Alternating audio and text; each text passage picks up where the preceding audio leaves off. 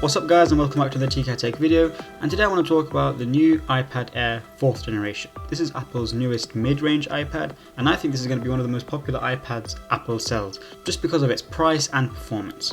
The biggest difference that Apple have made in terms of this generation of iPad Air is its design.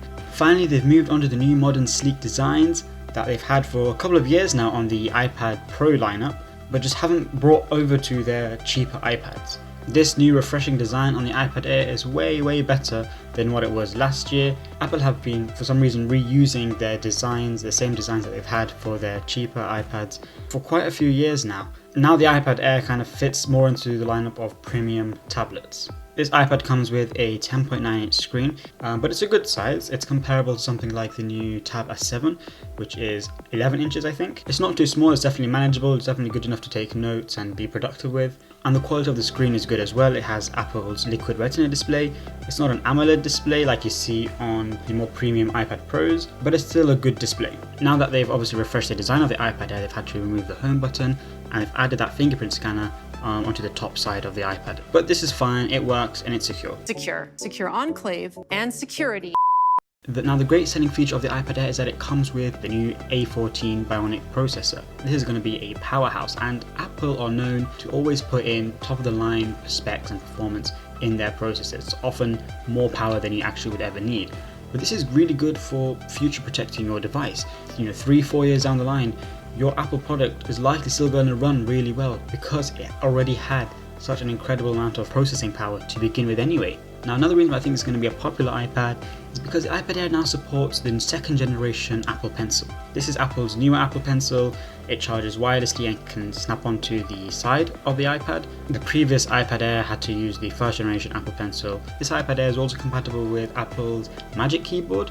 This is their top of the line keyboard that they've actually made for the iPad Pros. It does work on the iPad Air, but if you're someone who's going to go for a more budget iPad, it does make sense to go for a more budget keyboard. And so it's good that it's also compatible with the Smart Keyboard Folio, which is slightly cheaper. Now talking about price, this new iPad starts at £579 or $599 US.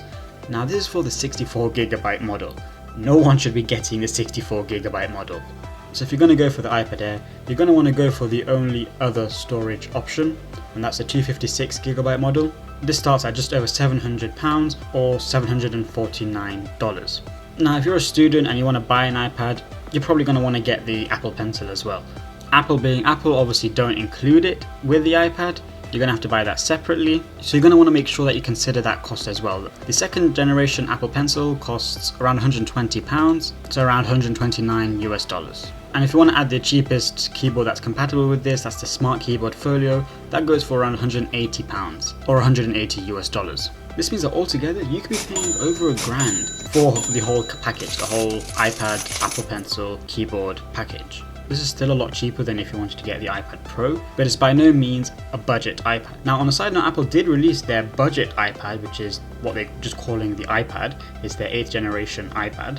That's selling for really cheap, but it has a much older processor and its design is the same design that they've been using for God knows how many years. It's not something that I would recommend, especially for people who are trying to be productive, students, professionals, just because it will lack that performance and it just looks so outdated now.